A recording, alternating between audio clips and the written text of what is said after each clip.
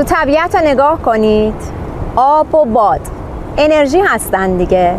اگه این انرژی ها کنترل بشوند، باعث حیات، سرسبزی، تولید انرژی برق و اتفاقات خوب میشن. ولی اگه این انرژی ها کنترل نشن، سیل و طوفان و اتفاقات بد رو رقم میزنن.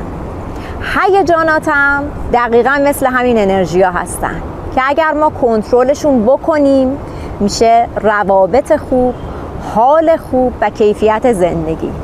ولی اگر کنترل نکنیم و این را آموزش ندیده باشیم، نتیجهش میشه کیفیت زندگی پایین. پس یاد بگیریم کنترل هیجانات رو داشته باشیم که کیفیت زندگیمون روز به روز بالاتر بره.